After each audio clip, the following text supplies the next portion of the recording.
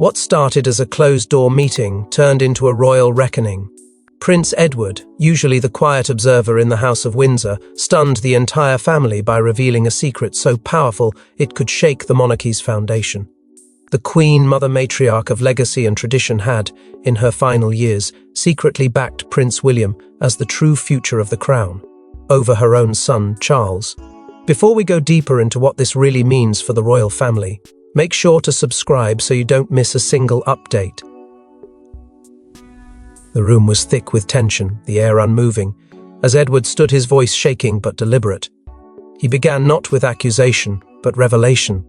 He had uncovered a series of documents, preserved and hidden away in the Queen Mother's own handwriting. The contents weren't just symbolic wishes or vague hopes, they were declarations. In these pages, she named Prince William not merely as a future monarch, but as the true guardian of Britain's soul. Words that cut deeper than any crown. The stunned silence that followed his statement was broken only by the faint, disbelieving intake of breath from Charles. For a man who had waited his entire life in the shadow of the throne, it wasn't just a betrayal. It was a personal annihilation. Charles sat frozen, his face drained of color. He didn't ask for the documents. He didn't move. But the storm was building behind his eyes. When he finally spoke, it wasn't with anger, it was with quiet devastation. She chose him over her own son. His words weren't shouted, but they were laced with centuries of expectation crumbling in real time. William, caught between duty and discomfort, met his father's gaze, saying nothing. He didn't have to. His silence echoed louder than any denial could have. This wasn't an ambition he had chased. It was a burden passed to him without consent. Anne, always perceptive and rarely vocal in family disputes, was the one to pierce the veil of shock. Her voice was low, but her words carried like thunder, so it was always him. There was no bitterness, just realization. And in that moment, the lineage many believed to be unshakable splintered. Edward, still holding the Queen Mother's sealed envelope, didn't back down. This wasn't just a reveal, it was a reckoning long overdue. He explained that her intentions had been carefully veiled during her lifetime to protect the monarchy's order. But now, with things shifting, she had entrusted him with the truth. Not to divide, but to prepare. The atmosphere shifted from confusion to disbelief, then quickly to emotional unraveling. What had started as a discussion about ceremonial planning had turned into an existential crisis. It was clear this wasn't just about titles. This was about legacy, identity, and a matriarch's final judgment on the future of the crown. Every royal in the room was left questioning not only their place but the roles they thought had been long secured. But what led the Queen Mother to make such a staggering decision?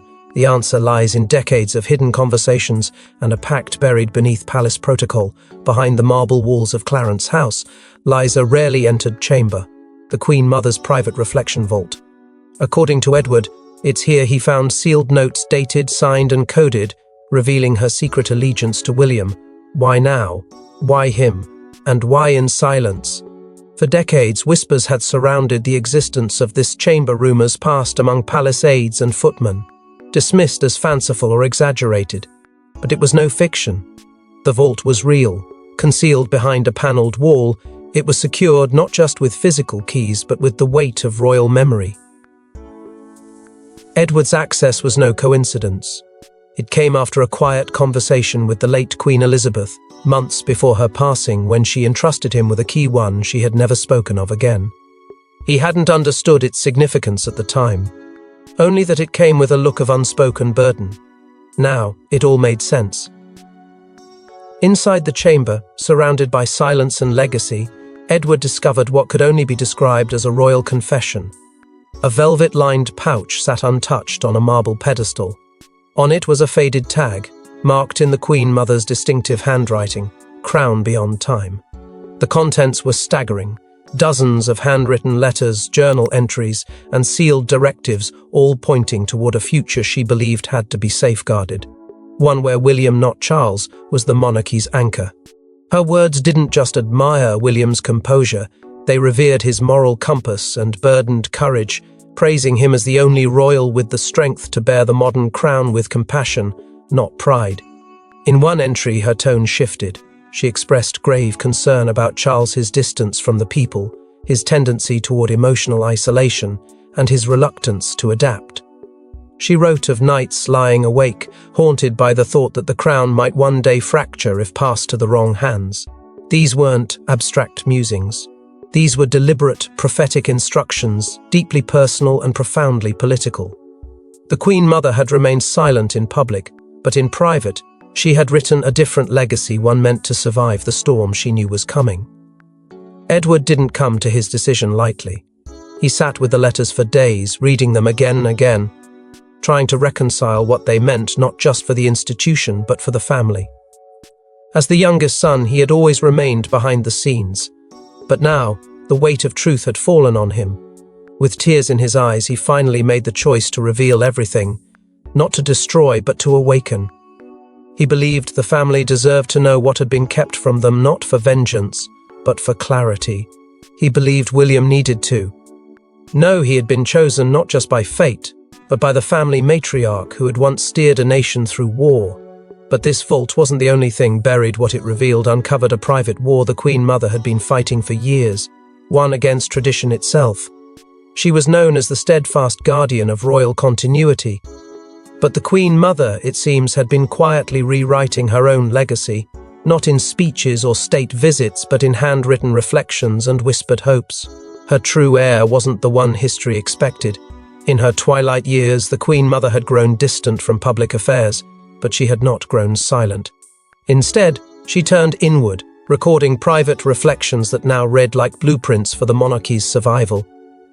At the heart of these writings was not Charles, her eldest son, and the next in line, but William, her grandson, the one forged in fire, tempered by loss, and shaped by the emotional wreckage of his mother's tragedy. Time and again, her journals spoke of William's unshakable grace in the storm following Diana's death. She praised the way he had carried his grief not as a shield, but as a light for others. He walks through darkness, she wrote, not to escape it, but to understand those still trapped inside. These weren't poetic musings. They were convictions, and they would change everything.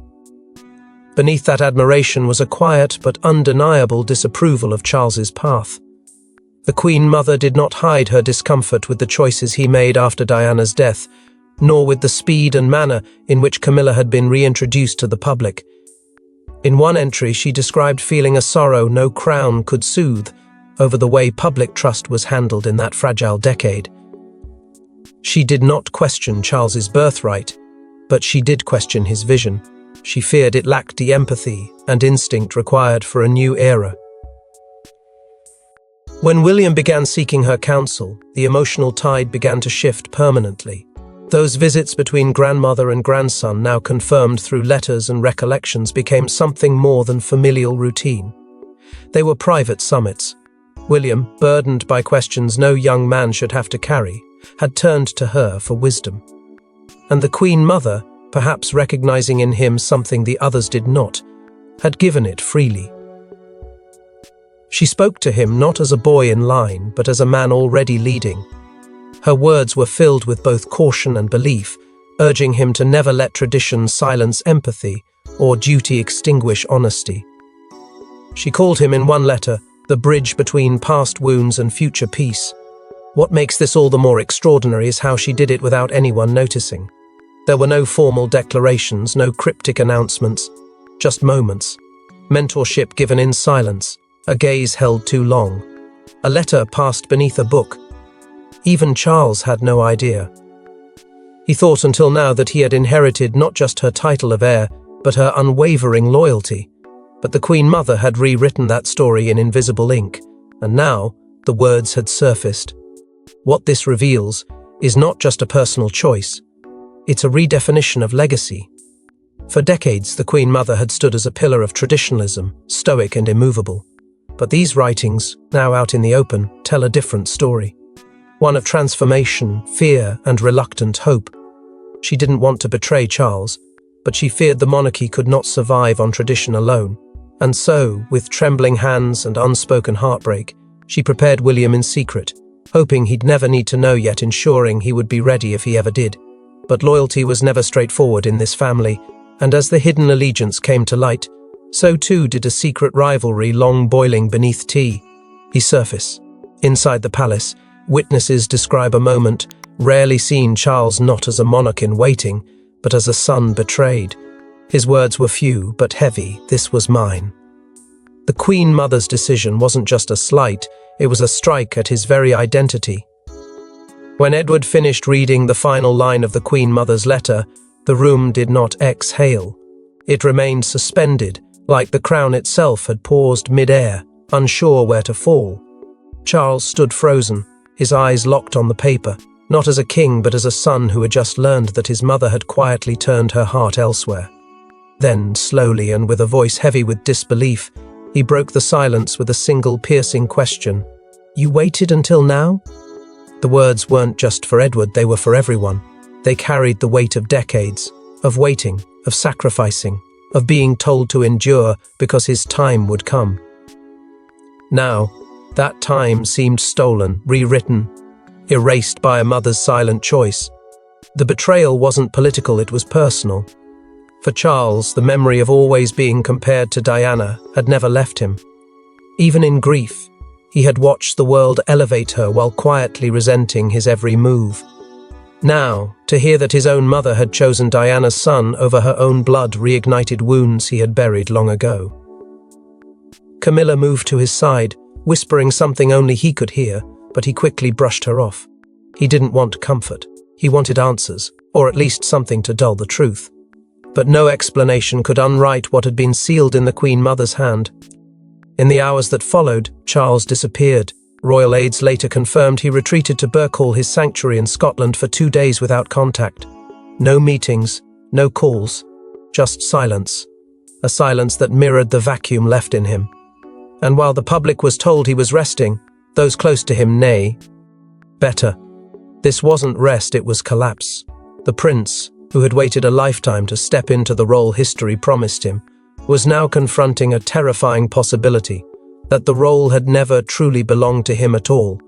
And yet it wasn't just about succession, it was about meaning.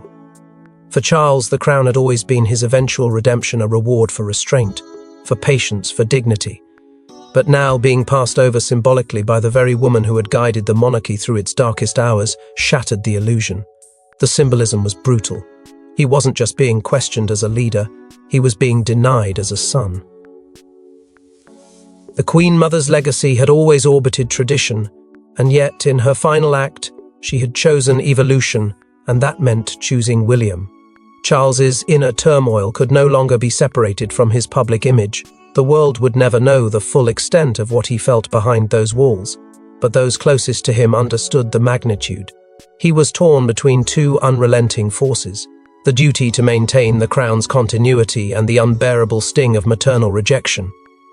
And as he remained hidden away, nursing a wound that no title could mend, the family around him began to shift. The silence he left behind did not hold. It created space for someone else to rise. But if Charles had retreated, William was forced to rise, and the weight of what the Queen Mother foresaw now pressed heavily on his shoulders. He never asked for this. Yet, in the storm left behind by his grandmother's secret, William found himself pulled into the center of a legacy war he never saw coming. He wasn't just the heir anymore, he was the chosen one. But at what cost? The silence between him and Edward lingered like fog in the corridors of Windsor. When the two met privately, away from the fractured circle of royals, William's voice cracked through the quiet. Why would she choose me? It wasn't arrogance. It was confusion, an honest, almost desperate attempt to make sense of a reality he had never imagined. Edward had no perfect answer. All he could offer were memories, letters, glimpses of moments William had long forgotten. But those moments now meant everything. Tea with the Queen Mother after school, walks through the gardens while the world burned outside, her voice encouraging, not instructing, her warnings subtle but layered. She had been shaping him in the shadows, and he hadn't seen it until now. As the memories returned, they landed heavier than ever before. She had told him once long ago that the world respects courage, but it follows kindness. At the time, it felt like a grandmother's wisdom, but now it felt like a prophecy, The Queen Mother hadn't just loved William, she had believed in his ability to lead not because of his title, but in spite of it. And yet, William wasn't comforted by the trust. He was unsettled. Being next in line was duty. Being the chosen one was something else entirely. He didn't seek the throne. He had only ever prepared for it out of necessity.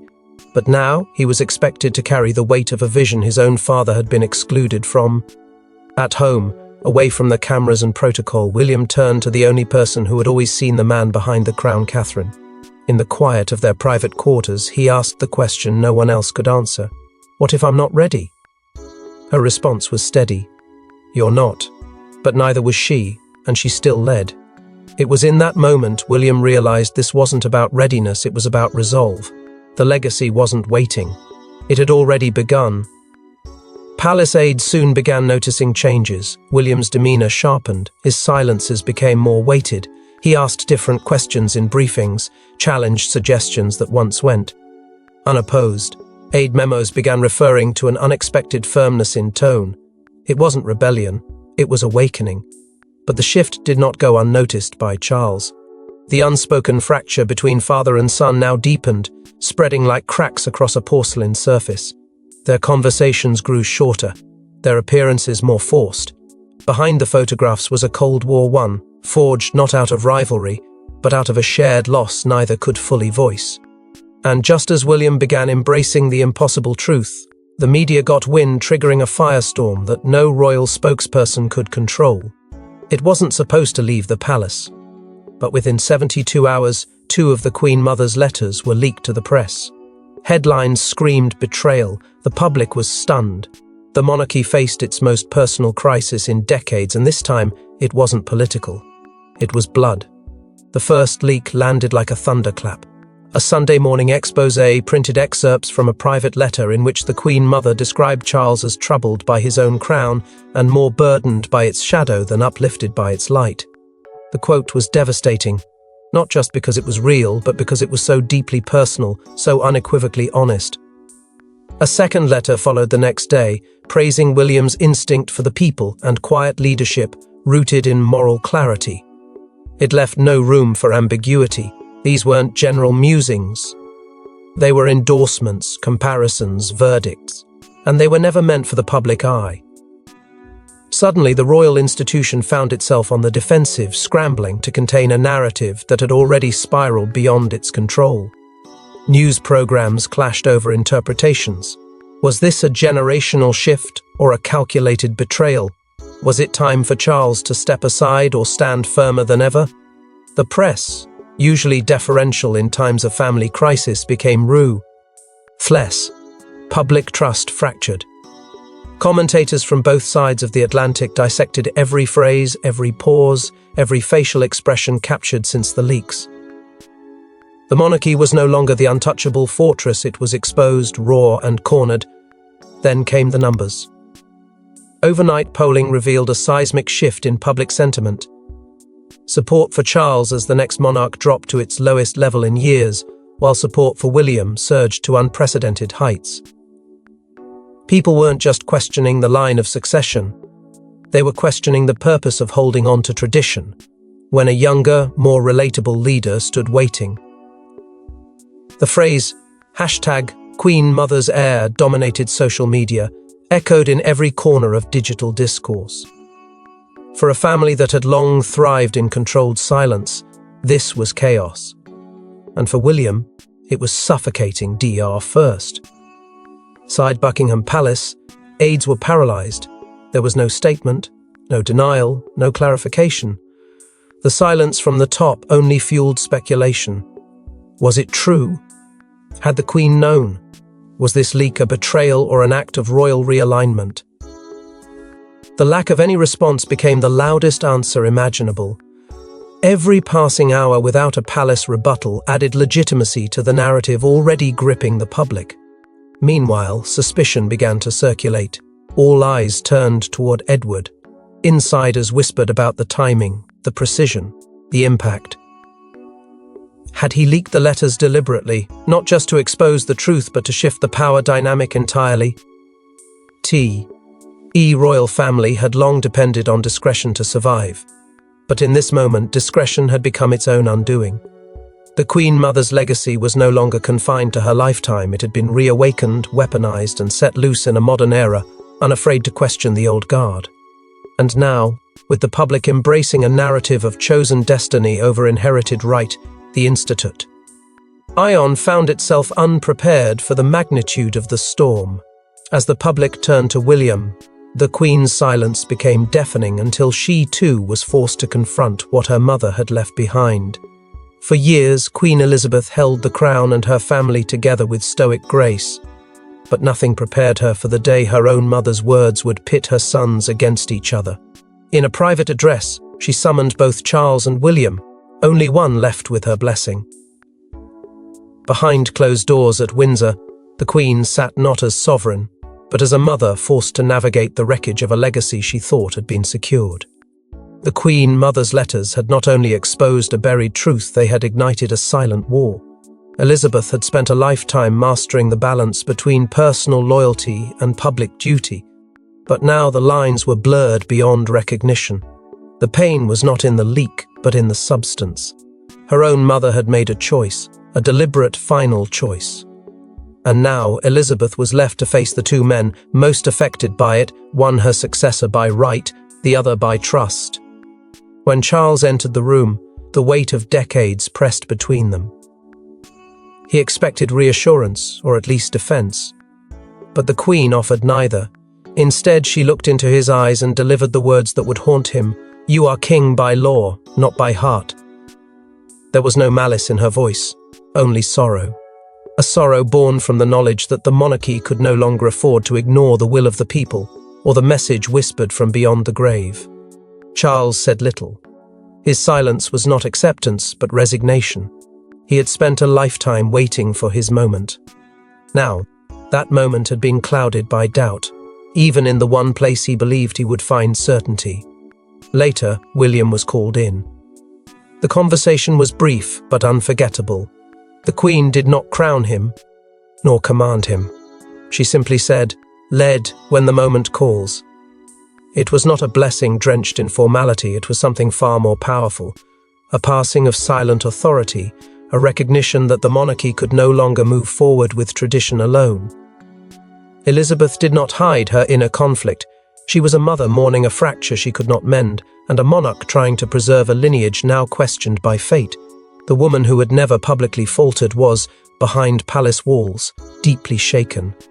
Aides would later whisper of seeing her alone in the white drawing room, standing in silence for nearly an hour.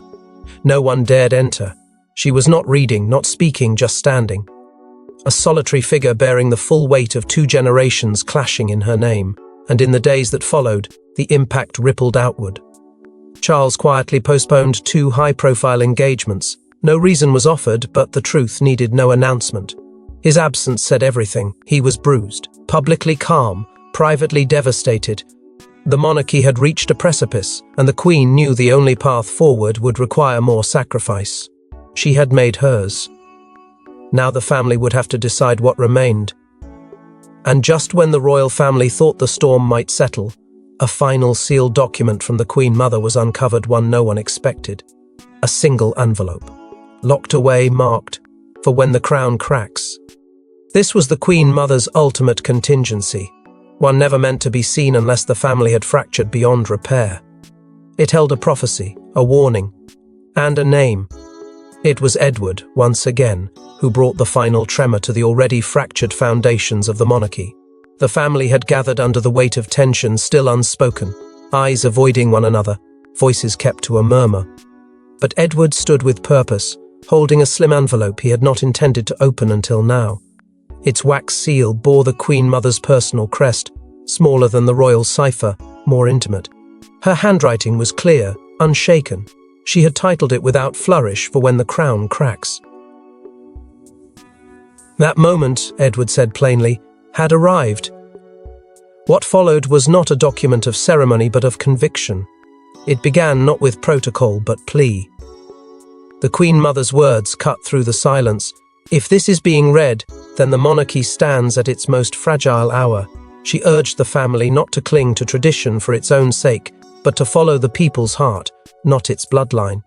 The message was not veiled. It was deliberate. She had foreseen a time when the past could no longer guarantee the future, and in that hour, only one would be capable of carrying the crown forward without breaking it. William. She named him directly, calling him the only bridge strong enough to hold modern Britain. She spoke not of titles, but of character, not of lineage, but of trust.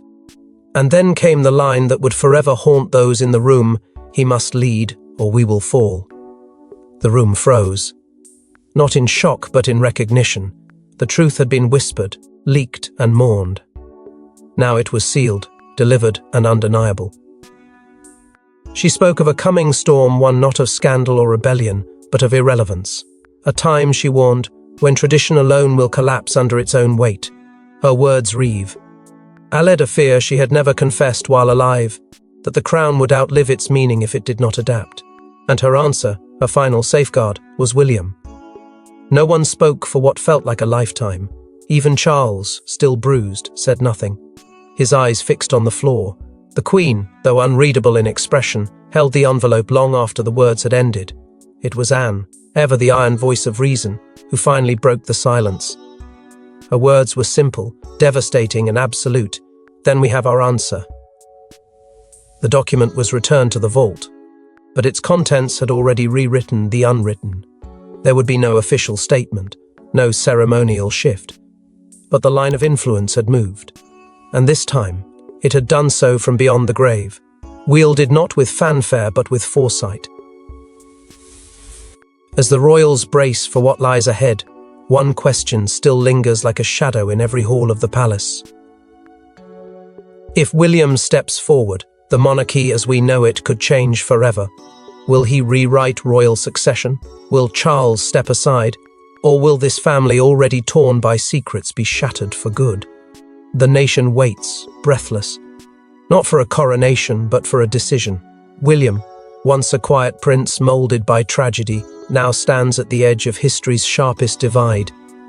With the Queen Mother's final words still echoing through every corridor of power, speculation has reached a fever pitch. Should he take on powers traditionally reserved for a reigning monarch, even while his father still wears the crown?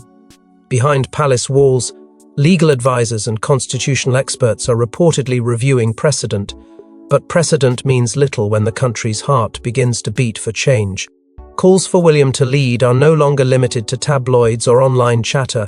Influential voices within Parliament and media circles have begun making open appeals for him to guide the monarchy into a new age less ceremonial, more engaged. Some have even proposed that he be granted a form of shared authority, a rare constitutional move not seen since the era of regencies. It's been described in some corners as a potential dual monarchy, with Charles retaining ceremonial oversight, while William assumes day-to-day moral and national leadership. To the public it sounds daring, to the crown it sounds dangerous, and yet, within this chaos, one figure has emerged as the calm in the storm: Catherine. Her composure in recent appearances has not gone unnoticed. Neither has her silence. Palace insiders suggest she has been quietly advising William to consider not just the throne, but the responsibility it would demand at a time when unity feels like a distant memory. In many ways, her presence has begun to symbolize stability itself, not just a future queen, but a necessary one. As public sentiment leans toward progress, Catherine's growing symbolism might be the very anchor William needs to step into an uncertain future with confidence. For Charles, the dilemma is excruciating. His legacy hangs in a delicate balance torn between decades of dedication and a haunting prophecy penned by his own mother. Stepping aside would be unthinkable for any monarch, especially one who waited longer than any predecessor. Yet staying the course, with a kingdom shifting beneath his feet, could cement him as the last sovereign of an old world. He remains silent in public, but behind closed doors, sources say he is deeply reflective, aware that time, once his ally, may now be slipping away. And so we are left to ask, was this all part of the Queen Mother's final design? Had she long foreseen this crossroads? Had she mapped out not just her beliefs, but the path her family would be forced to follow once the crown cracked? If so, then perhaps this was never about disloyalty but about survival. A monarchy reborn not through ceremony, but through choice. A future shaped not by lineage, but by legacy. Before we go deeper into what this really means for the royal family, make sure to subscribe so you don't miss a single update in this unfolding royal storm. Thanks for watching. Please don't forget to like and subscribe, and we will see you in next one.